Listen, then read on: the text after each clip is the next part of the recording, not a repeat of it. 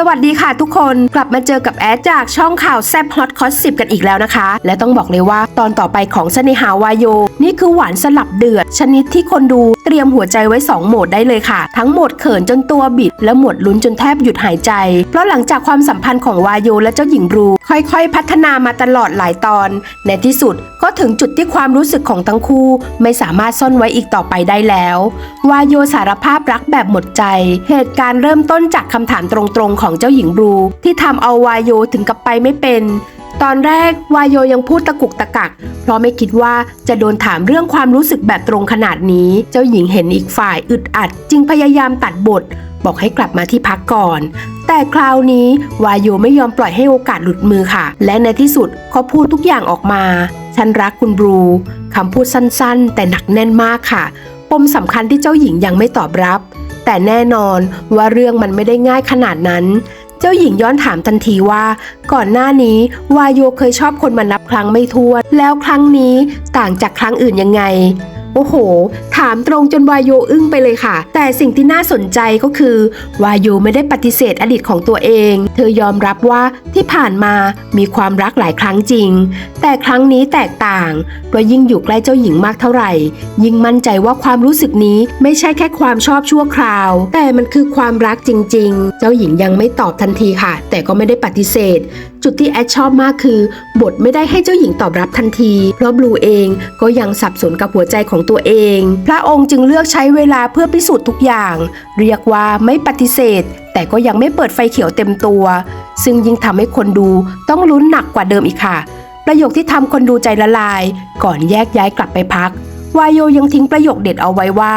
รักครั้งนี้จะเป็นรักครั้งสุดท้ายของฉันไม่ว่าจะสมหวังหรือไม่ก็ตามใครได้ยินก็คงใจสั่นเหมือนเจ้าหญิงแน่นอนค่ะเจ้าหญิงเริ่มเป็นฝ่ายตามหาหลังจากนั้นมีฉากที่น่าสนใจมากเจ้าหญิงออกจากห้องพักและมองหาวายโยแต่กลับไม่เจอสิ่งที่เห็นมีเพียงอาหารที่อีกฝ่ายเตรียมไว้ให้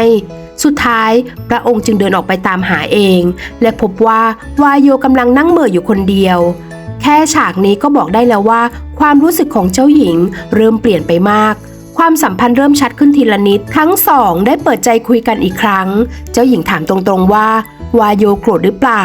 เพราะหลังจากสารภาพรักทุกอย่างดูไม่เหมือนเดิมแต่คำตอบของวายโยรับรองว่าทำแฟนๆฟินแน่นอนวายโยตอบว่าจะให้เหมือนเดิมได้ยังไงในเมื่อเพิ่งสารภาพรักกับคุณไปคือพูดแบบไม่อ้อมค้อมแล้วค่ะรักก็บอกรักชัดเจนสุดๆเจ้าหญิงส่งสัญญาณบางอย่างอีกหนึ่งฉากที่หลายคนน่าจะหยุดดูซ้ำคือช่วงที่วายโยบอกว่าถ้าเจ้าหญิงกลับมาเดลินเมื่อไหร่คงคิดถึงมากแน่ๆแต่เจ้าหญิงกลับตอบว่าประเทศไทยไม่มีเครื่องบินหรือและยังบอกอีกว่าเราจะต้อนรับคุณเองนี่มันประโยคชวนคิดถึงในอนาคตชัดๆเลยนะคะแล้วก็มาถึงฉากสำคัญที่แฟนๆต้องกรี๊ดเมื่อเจ้าหญิงพลัดตกน้ำแม้จะเป็นน้ำตื้นแต่พระองค์ว่ายน้ำไม่เป็นวายโยจึงรีบเข้าไปช่วยทันทีจากนั้นก็มีบทสนทนาที่ทำให้เราเห็นชัดว่าทั้งคู่เริ่มสำคัญต่อกันมากแค่ไหนวายโยบอกว่าถ้าต้องปกป้องเจ้าหญิงเธอยอมแลกได้แม้กระทั่งชีวิตแต่เจ้าหญิงกลับตอบทันทีว่าถ้าคุณวายโยรักเราก็ห้ามตายประโยคนี้เหมือนคำสารภาพทางอ้อมเลยค่ะกอดแรกที่เปลี่ยนทุกอย่างหลังจากได้ยินคำพูดนั้นวายโยก็โอบกอดเจ้าหญิงเอาไว้และเป็นครั้งแรกที่เธอปล่อยให้หัวใจทำหน้าที่ไม่ใช่หน้าที่ของตำรวจไม่ใช่หน้าที่ขององครักษ์แต่เป็นหัวใจของคนที่กำลังรักใครสักคนจริงๆเจ้าหญิงเริ่มลุกกลับแบบเนียนๆหลังจากนั้นยังมีฉากที่ชวนเขินหนักกว่าเดิมเมื่อเจ้าหญิงถามวายโยประมาณว่าถ้าพระองค์อนุญาตให้ใกล้ชิดมากกว่านี้วายโยจะยังปฏิเสธอยู่ไหมถามแบบนี้คือใครจะตั้งตัวทันคะแต่แน่นอนว่าคนอย่างวายโยก็ไปต่อไม่ถูกเหมือนกันก่อนพายุจะมาความหวานก็พุ่งสุดอีกฉากที่หลายคนต้องฟินอีกก็คือเจ้าหญิงขอฟังเสียงหัวใจของวายโยเพราะอยากรู้ว่าเสียงหัวใจของคนที่กำลังตกหลุมรักเป็นอย่างไรนี่เป็นการขอที่โรแมนติกมากเลยค่ะและยิ่งตอกย้ำว่าความรู้สึกของเจ้าหญิงกำลังชัดขึ้นเรื่อยๆจากโหมดหวานสู่โหมดเอาชีวิตรอดขณะที่ความรักกำลังเบ่งบานฝั่งคนร้ายก็เริ่มลงมือแล้วค่ะองรีและพวกสืบหาที่อยู่ของทั้งคู่จนเจอพร้อมวางแผนโจมตีครั้งใหญ่และครั้งนี้ไม่ใช่แค่การขู่แต่คือการเอาชีวิตกันจริงๆ สัญญาณอันตรายเริ่มต้นระหว่างที่ทั้งสองกำลังอยู่ด้วยกันจู่ๆก็มีเสียงคล้ายพลุดังขึ้นแต่สำหรับวายโยนั่นไม่ใช่พลุมันคือสัญญาณอันตรายและเธอรู้ทันทีว่าศัตรูกำลังมาฉากยิงปะทะสุดระทึกหลังจากนั้นเสียงปืนก็ดังสนั่นคนร้ายกรูเข้ามาหลายทิศทางวายโยพยายามคุ้มกันเจ้าหญิงอย่างสุดชีวิตแต่สิ่งที่ทำให้คนดูใจหายคือวายโยไม่ได้ใส่เสื้อเกราะเจ้าหญิงจึงรู้ว่าตัวเองถูกโกหกมาตลอดเพราะอีกฝ่ายเอาเสื้อเกราะมาให้พระองค์แทนเจ้าหญิงจับปืนครั้งสำคัญระหว่างการต่อสู้วายโยเสียหลักจนปืนหลุดมือและช่วงวิกฤตนั้นเองเจ้าหญิงเป็นคนเก็บปืนขึ้นมา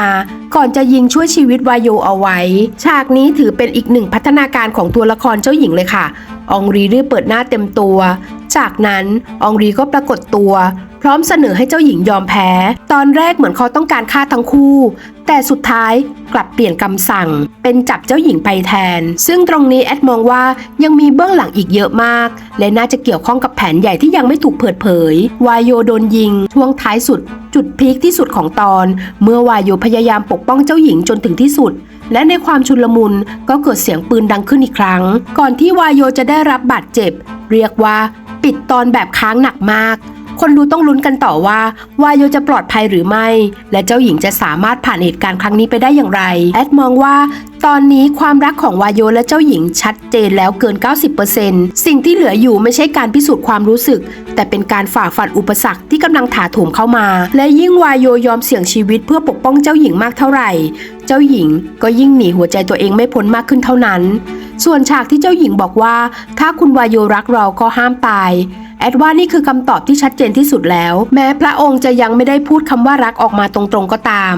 แล้วทุกคนล่ะคะคิดว่าเจ้าหญิงบลูเริ่มรักวายโยแล้วหรือยังและวายโยจะรอดจากเหตุการณ์ครั้งนี้หรือไม่คอมเมนต์มาคุยกันได้เลยนะคะถ้าชอบคลิปนี้อย่าลืมกดไลค์กดแชร์กดติดตามและกดกระดิ่งให้ช่องข่าวแซบออดคอส10ด้วยนะคะแล้วพบกันใหม่คลิปหน้าสวัสดีค่ะ